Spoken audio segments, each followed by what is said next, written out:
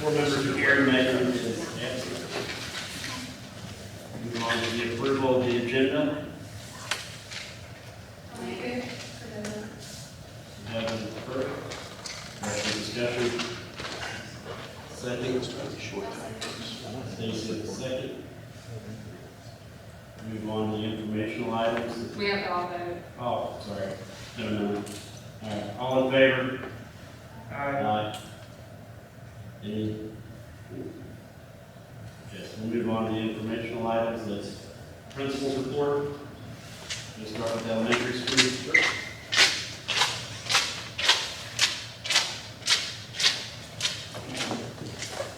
Good evening.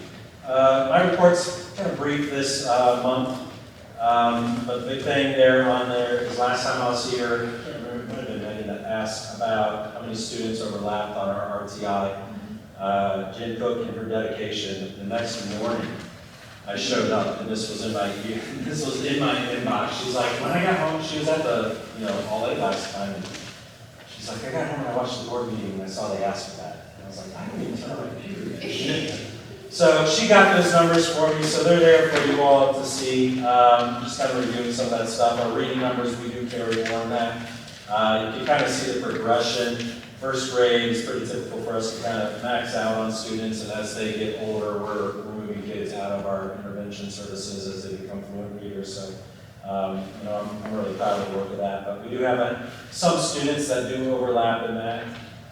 One of the tricks at the elementary level, and I think our teachers do a fantastic job of that, is when a student does struggle in math, we make sure that they are struggling in math, that they're not struggling in reading math. And that sometimes can be tough to identify with little guys, but I think my team does an excellent job on that. Next part down there, our school got transformed into a business paradise. I loved it, I'm a big business fan. So you see there, that was the entryway. And we had students and classes stop, and you see the Joe Burrow cutout, it was not a life-size cutout. And they were taking pictures in front of that. It was a lot of fun. I did tell my PTA, I said I really appreciated all the pomp and circumstance, but you guys didn't take it so far that it was a major distraction to what we were trying to do in the school day. You did a good job because everybody was pretty excited at that time, so that was great. And then last piece is we got our AR night, math night, is coming up on March 10th from 6 to 7:30. This one's going to be a focus for kindergarten through second grade. Our theme's going to be Dr. Seuss. I'm really looking forward to this. This is one of those feels normal type of events for us, and I couldn't be more thrilled to do that. So that's kind of it for elementary school this month. You all have any questions?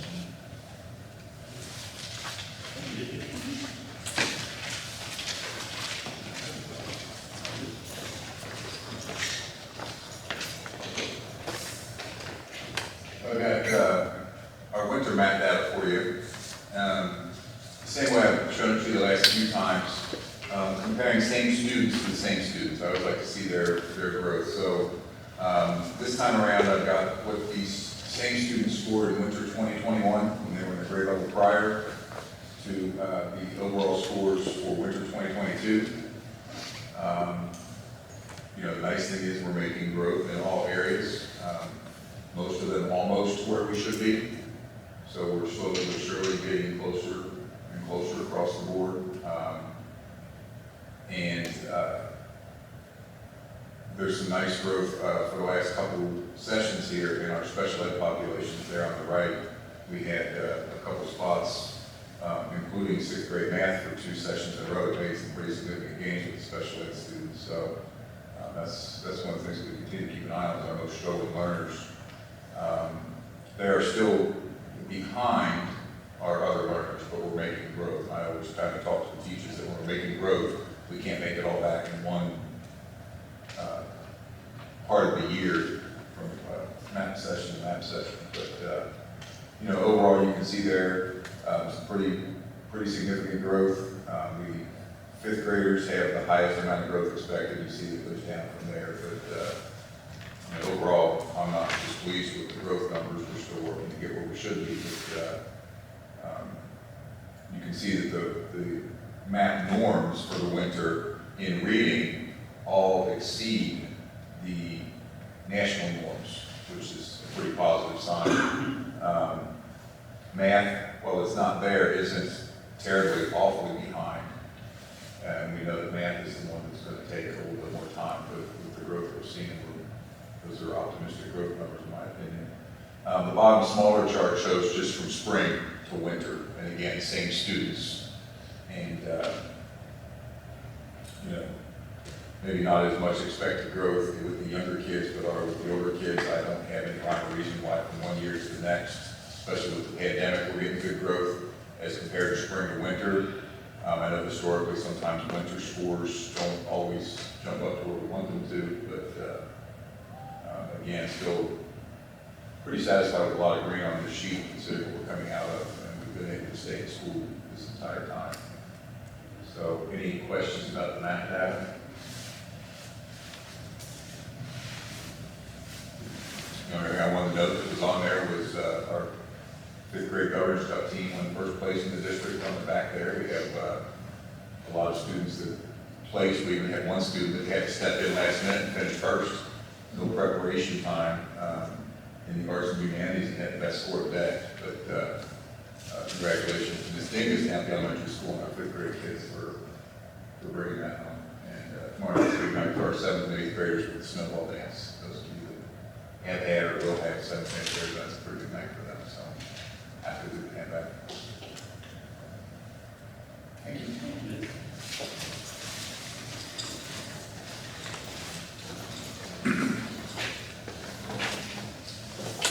Good evening.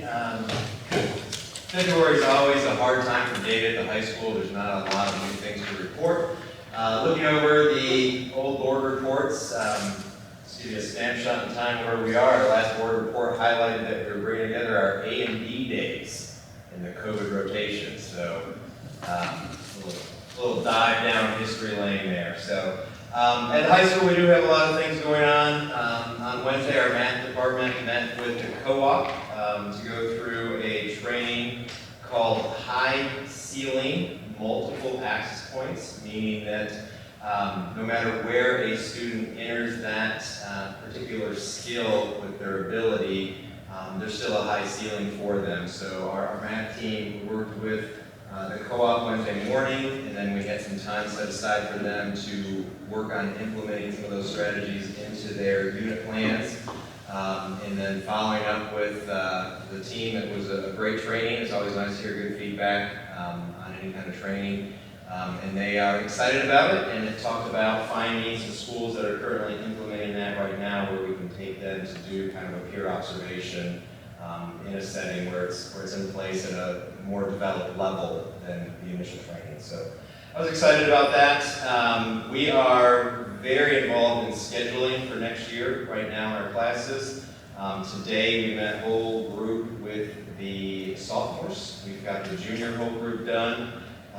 And then from there, Ms. Hester goes into the individual English classes and meets with groups of 25 in the classes. And then from there, we even get a little more specific with a lot of one-on schedules. Sophomore scheduling, not so much, but with the juniors, we have so many different kids doing so many different things.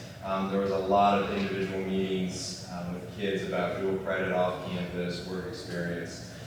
So big exciting time for those kids to be scheduling those classes. On Wednesday also, we rolled out our new hall pass system to our teachers. So we went through the first little training with that. We have one more little training scheduled on this coming Wednesday, and then from that point on, we'll roll it out to the kids. And excited to see how that will, the goals of that program again is to keep kids in the classroom learning, and try to provide some transparency to our teachers to see when the student has been out of class every period for the previous 2 or 3 periods.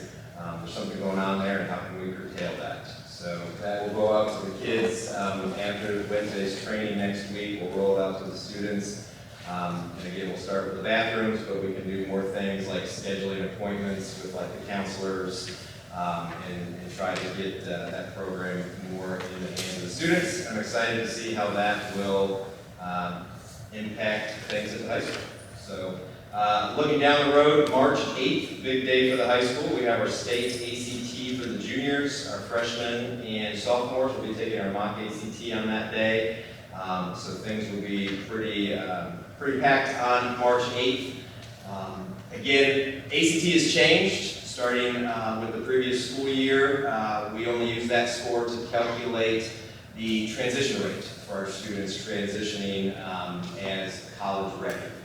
So the score from the math test and the ACT no longer is our academic score for accountability. That comes off of the 10th grade assessment for Kentucky Standards Assessment. So that is a big day. The mock ACT, we will be giving that out. Again, I appreciate the support from the board. That is a critical piece of data for our students to guide their future plans.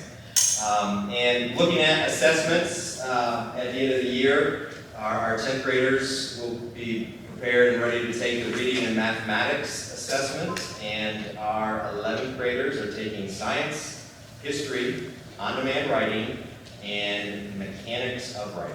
So a big testing block for the juniors. And each of those groups, 10 and 11, anybody that takes a Kentucky Standards Assessment will also be taking the school climate and safety survey prior to their K-Prep testing. What used to be K-Prep, now Kentucky Standards Assessment. So big time for that at the high school. We're excited for that. And we have a couple things coming up. We host the districts for the boys and girls basketball tournament next week. February 28th, we have the 8th grade parent meeting for incoming freshmen in the Commons at 6:30. And of course, March 8th is our Super Bowl, the ACT and mock ACT. Any questions from the board? Thanks, guys. Appreciate it.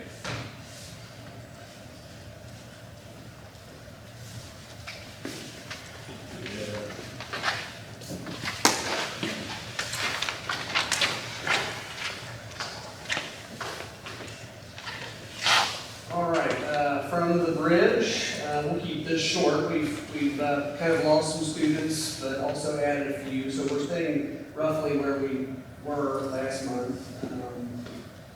However, good news, we did have one graduate, so that was a big celebration for us here a week and a half ago, and we're very happy for that young man. And as you can see there, we've had a pretty good success rate with our courses being passed by the high school students who are there. So, and our middle school students who are with us at this point are also doing a good job of doing their parts. I feel like they're pulling their weight and heading in the right direction towards transition, hopefully by the beginning of next year. So, overall, pretty pleased with the program. Any questions about that part? You said we've lost some people, but they moved, We had- back to the school? We had a student whose parent saw fit to pull for homeschool. Okay, yeah. We had the graduate, but in that same period of time, we also entered students. I don't know if there may be some enrolling back in the school or not. On my last work report, we did have a couple of students who transitioned back to high school as well, but not this particular month. Generally speaking, that kind of goes on quarters or semesters. Okay. We're going to go straight to attendance and enrollment, or are we going He's to? gonna, like you said, go to the, Dr. Baker, can go to the ECC report real quick and then. Okay. Just very quickly, board members, you see in your packet, Caitlin's report. I would just highlight that at this point, last year, we had 77 students in our early childhood center. And this year, we have 99. So we're continuing to grow into this building, which is good news. Also, the number of tuition students has increased. A year ago, we had 11. Now we have 18. So we are continuing to do good work in this building and grow into it. And I'm happy to report that this is the last time I'll be sharing the ECC report with you. Caitlin will be back with us next month. She's been sorely missed, and we're excited to have her back. I think Monday is her first day back. Do you want your attendance and enrollment report? Yes, sir. As of February 11th, which was the close of month 6, believe it or not, our elementary school was in the lead by about a percentage point, less than a percentage point. So congrats, elementary school, keep the trophy. The other two schools were not far behind, and we're still doing a little better than we were just a few months ago. So pretty pleased with that. Our enrollment, as you can see there, we've dipped a little bit, but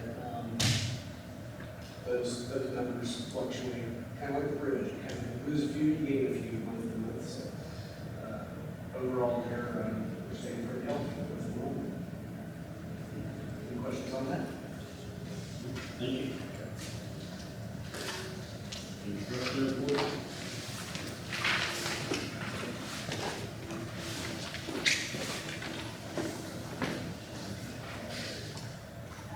Let's see here.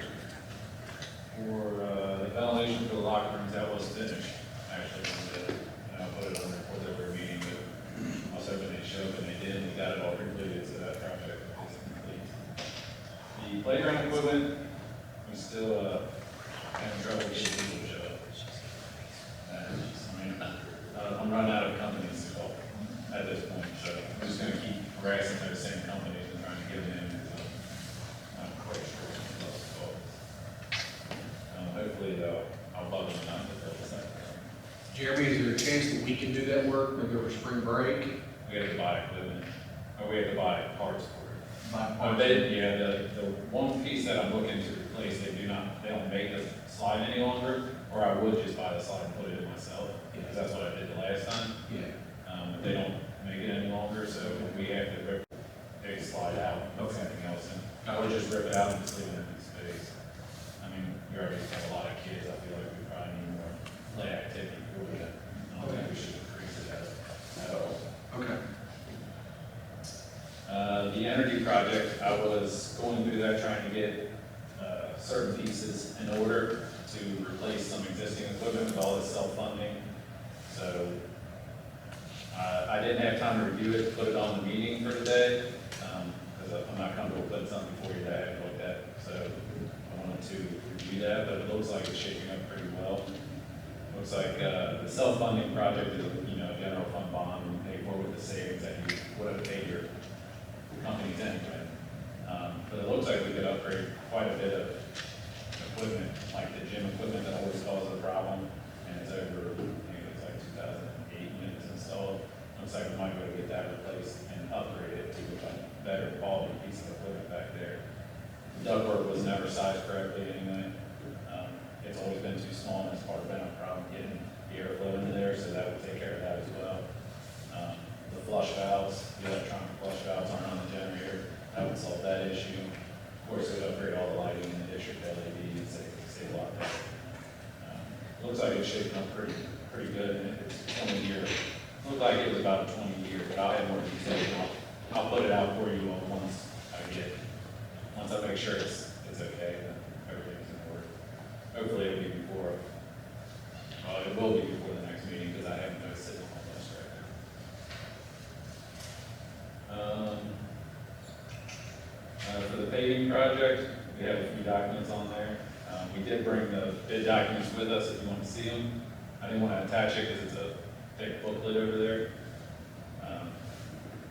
So if you want to go over that, it's basically just upgrading a lot of the deficiencies that we have in paving, striping, basic maintenance.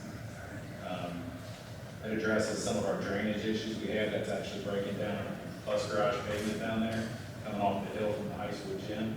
It does, put in some drainage across the back that will catch that, and redoing some of the because we get a lot of water up over there on that pavement, and the buses are just tearing it apart. So it does address some of that, and then the archery center, just that front entrance area, addresses the problems there. Still be gravel around the building. Didn't really see a need to pave around the building. I think it's fine with the gravel the way it is. But it does take care of all that blacktop that's really broken down, a bunch of potholes and not wide enough entrance there. I believe that was it for the paving. It does do the elementary campus and this entire campus, since we did miss the elementary campus last year on the plan. So it does take care of both campuses. Doesn't include the complex. Probably gonna push that off with the new building being constructed over there anyway, so maybe something very light later on. That's why I didn't address that. Is there anything you had to add to that for the paving? No, just as a general rule, the back parking lot behind the high school is where we're going to do the overlay. And then the bus garage, or the bus parking area to the overlay. As Joey mentioned, there's some minor storm drainage there. And then over at the elementary, it's pretty much all seal coat. And we're just seal coating everything that's there. And we are adding a large under drain. There's a lot of bleeding that's starting to occur in the blacktop, so we're going to come across with just a black soft drain, put it in some stone, and hopefully that takes all that subgrade water out so it doesn't push up through there. So we are going to run that big T-shaped drain through there and then seal coat the campus. And if you've been over there lately, you'll notice the blacktop in the back where it kind of slopes down. It's really starting to separate bad in that area. And this will hopefully address that water issue that we have coming up through there and causing that to slope a little more. I took some photos of it the other day. It's getting pretty bad. By addressing we have all this drainage that comes down the hillside from the high school into the bus lot. And like Jeremy said, those buses are heavy and it causes us issues. By addressing that drainage issue now, will that enable us to maybe save some money in the long run so we don't need as many repairs on the bus Oh, lots? yes, and any kind of drainage issue you circumvent with the storms. And the same for the elementary.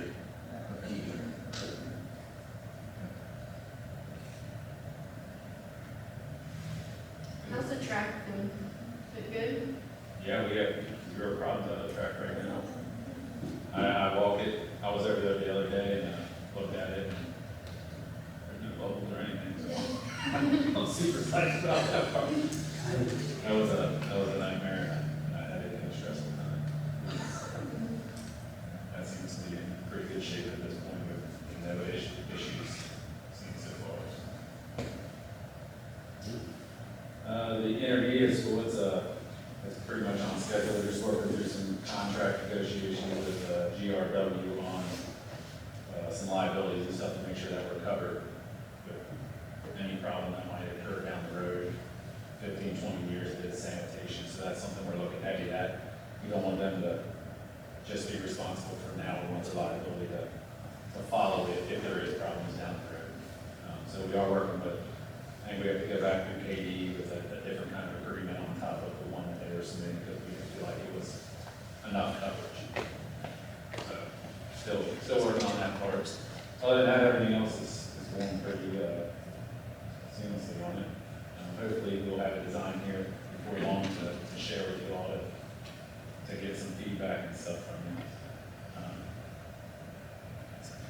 I believe we're shooting for March on that. Yeah, March 24th. So. Is that it? Any questions for me? Thank you. This is our spotlight report from the Boone County Public Library.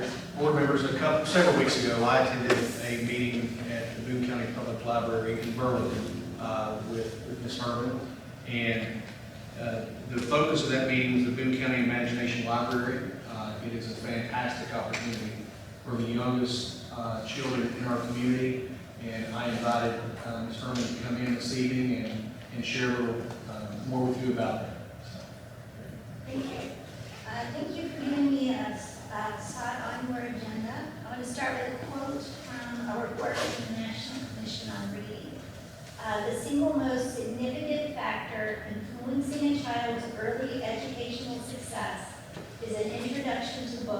being read to at home prior to beginning school.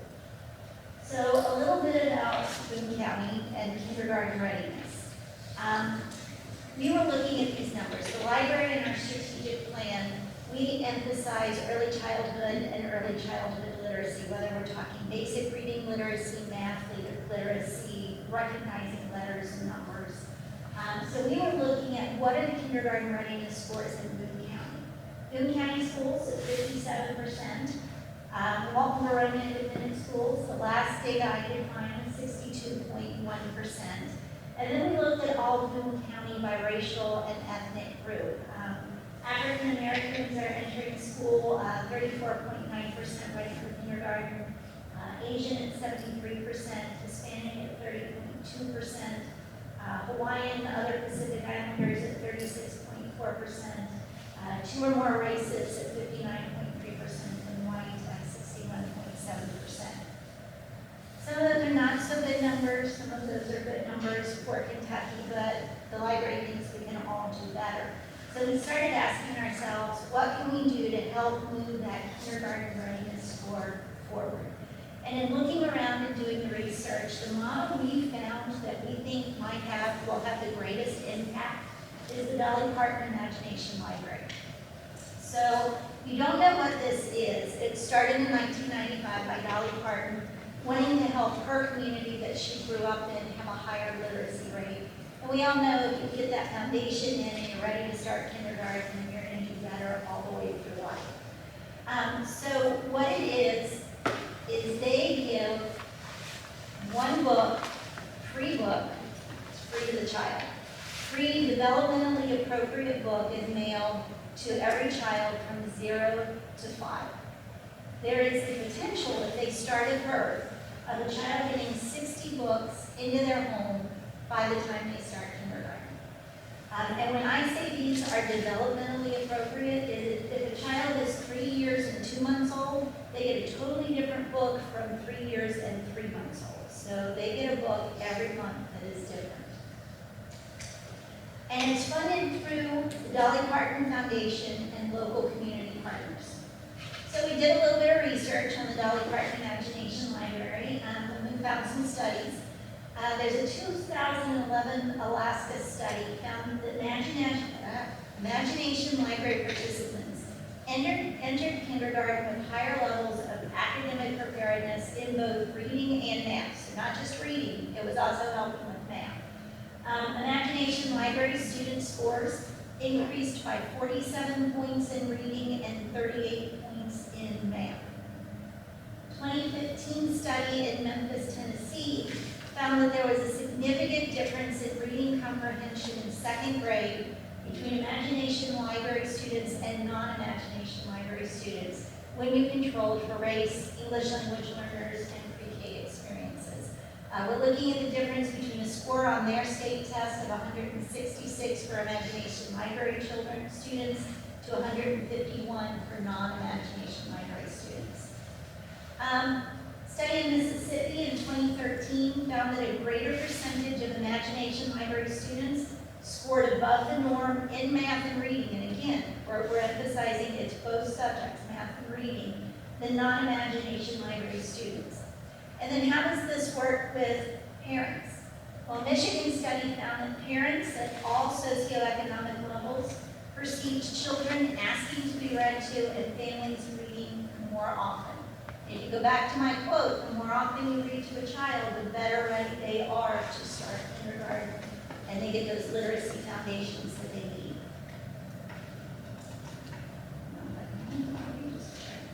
So how does this work? The logic model that is in place for the Dolly Parton Imagination Library, every child gets a free book every month mailed to their home. Along with that book, there is a guide for the parent in how to read to the children, different activities that they can do. We're going to target parents, families, caregivers, whether it's through daycare centers, of children ages 0 to 5. Then they get their book. We start building the midterm build is that you're starting to get them to recognize words, to recognize letters, to understand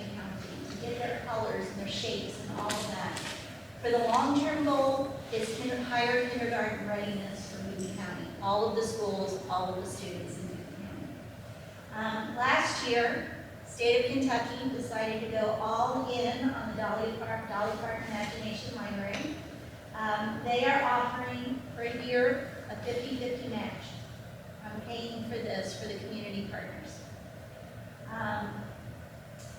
When you look at Kentucky, 76 counties have some coverage for Imagination Library. Boone County is not one of those 76 counties. We do not have an Imagination Library anywhere in Boone County. So the state will pay 50% of the operational costs for 1 year. And the deal is, if we can get all 120 counties on board and get an Imagination Library started within that 1 year, they will continue, I don't know how long, but we're working on that. They will continue to match that 50-50 for the program. It is paid for through the Dolly Parton Foundation. They will create an invoice for Boone County plus the 50% match. And then the Collaborative Center for Literacy Development in Kentucky receives the invoice for the remaining 50%. So how would a Boone County initiative look? Create a partnership between the Boone County Public Library, Walton Borough Schools, Boone County Schools, the county itself, City of Florence, City of Walton, City of Union. BCPL is offering to manage the program, so we will provide the staffing, we will create the PR, and the entities will share the cost. School districts will be by zip code, and BCPL will handle, so 50% of the 50% that's left, BCPL will pay for that, and then by zip code, Walton Borough will pay for the students that would be in their particular zip codes. All of our entities, all the entities in this partnership will share information. We'll push the program out to our families and our students and our kids that we are seeing. I am asking for a formal contract, which should have been part of the packet that you guys received.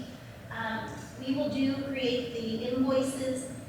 We receive monthly invoices from the Dolly Parton Imagination Library, which the library will pay for. And then quarterly, we would like to invoice the school, Walton Borough schools. If you look at the cost estimate, I've been doing some playing around. If we go for, let's say, a goal of 30% of our kids who are in that age range, we sign them up for the program. You can see the costs there for Walton Borough. The glasses here. On a monthly basis would be $357.84 if we hit 30%. I've talked to other libraries, other counties who have done this, and it has taken them close to 3 years to hit that 30% mark. So it's going to be a little slow build up to that. With Kentucky doing the 50-50 match, that would bring Walton Borough's costs down to $178.92 per month at that 30% match. To get an MOU in place, and I spelled out what we will do as a library, all of the funds will be in a separate account, the checks will be written on a separate account, it does not mingle with the library's money. Exactly what we would be doing with managing the Boone County Imagination Library, the PR that we would be doing. And we're asking for Walton Borough to agree to an MOU with the library to move forward on this program. You can see our initial one-time contribution.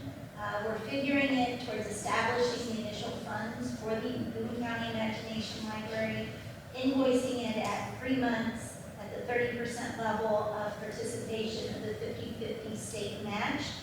For Walton Borough would be $536.76.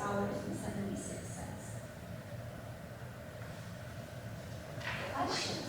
I ran through that fast. Carrie, just to clarify, Yes. so we're at the $536.76 is a one-time payment, Yes. okay? And then on a monthly basis, we would be looking at between $179 and $358 per month, somewhere between that. Yes. Yeah. At a month, yes. Okay, the board members have the MOU in the portal so they can see that. Yes. What I will do is between now and our regular meeting in March, I'll touch base with each board member And if there's support there, I'll put it on the agenda for their approval at our March meeting. Okay, Okay, so all right. that's all I have. Anybody else have a question? I just have one thing. Is there a way that we can get just a copy of the estimated cost, not in the PowerPoint? Because when we blow it up, I can't hear it. If you look at the MOU, it is the next to the last page is Appendix A in the MOU. I also included a visualization of how many children are under 5 by zip code so that you can see that. And then So the by zip code, is that the only way you can really do it, even though? with the way Valley Park Imagination Library works through the main one, it's all done by zip code. Okay. So there's no way to really break it. So if you look at page, I believe it's 9 of the MOU, you do have the scenario cost analysis, both normal and with the Kentucky 50-50 match. So what are they gonna do with the books? Are they gonna recycle books? The children get to keep the book, it is theirs. So they don't have to bring it back to the library or to the school, they can pass it on to a sibling, they can keep it for themselves if they're capable. They get to keep the book. I just want to say thanks for coming and presenting to the board. I think this is it's a wonderful program. It works amazingly well everywhere that this rolls out. I'm glad that this is coming to our area. I think this is an amazing opportunity, and the cash match that's going on just makes this, I mean, I don't want to say it's insignificant, but really for the impact that you'll make on kids and those families, like, this is a pittance because you're talking like several $1,000s per year total to service all of these kids. And we know that starting reading like in those first few years is critical, and that pays dividends later. So thank you very much. I really, really appreciate it. Thanks for taking your time to do this. Well, I have to tell you, we actually started working on this. I have notes from February of 2020. We all know what happened in March. You know, when that happened, we were like, okay, let's put this on the back burner. When Kentucky brought their initiative forward, I was like, okay, it's time to dust off. This is the time to move and do it. I appreciate it. I think that it's a great program, and hopefully you can get the community support as far as the corporate leaders or whoever to help cover some of the costs as well. And that is, I didn't mention that in my presentation. We can, each individual entity, we can go out and see if we can get corporations or foundations to donate to the Imagination Library here in Boone County, and that will help defray some of the costs too. Thank you. Anybody else have any? Thank you. Next is, and you are free to go if you'd like. You don't have to stick around for all this. Next is the superintendent's expense report, that everybody gets a chance to review that. Personnel, that everybody gets a chance to review that. Other, or did you have one other? Just a few quick items. A couple of these have been referred to earlier in the meeting that I was able to attend some meetings at the high school and middle school recently, and just kind of want to recognize the work that's going on in this district. We highlighted the elementary and their RTI program last month. Just the work that's going on at the high school with the E-Hall Pass to continue to make sure we have a good learning environment for our kids and a good working environment for our staff. I was able to sit in on most of the meeting with the CRIS team in the math department, and there were some fantastic resources shared with our high school math department that are completely free. So I'm excited at that work. And on the English language arts side of things, you've heard a little bit about this. We have the high quality instructional resources work going on in our district. Our district was one of 12 in the state selected to engage in that work. So I'm very excited to get to focus a little bit on academics and not quite as much on infectious diseases. So we have a lot of good things going on in the district. And just one more thing I will add. I had a tough decision to make today. Chris Shabler and Kyle Bennett and I were talking or corresponding about all day. And I had to make a decision by about 1 o'clock regarding after-school activities. And I had to make the decision based on the data and information I had at the time. And at that time, there were forecasts from multiple weather outlets that were using, I'll say the T word, tornado, possibility of tornadoes. And what happened in western Kentucky recently, I just didn't want to take any chances. I know that not everybody agrees with that, and I certainly respect that. But if I'm given the same time frame and the same information next month, I'll probably make the same decision. It's just not worth putting our kids at risk. So I just want to kind of share that with the board. I shared some information with all of you earlier today about 1 o'clock when I had to make a decision. So again, not an easy decision, but felt like I was going to make a mistake, I was going to err on the side of caution. Maybe put those there. Anybody else got anything under other? If not, we'll move on to the audience of citizens if there are none. So we will move into the recommended board motions, which is the approval of the minutes from January 27, 2022. I'll make it. David? Any questions or discussion? Do you have a second? Make it. Heather? All in favor? Aye. All in favor. Move on to 3B is the approval of the minutes from February 7th, 2022. You first. I'll make it. Heather is first. Any questions or discussion? Do we have a second? Make it. David, thank you. All in favor? Aye. Aye. All in favor. 3C is the approval of the treasurer's report. We have a report. Stacy, any questions or discussion? Do we have a second? Make it. I said, sound like Turner was first. Move it, David. All in favor? Aye. All in favor.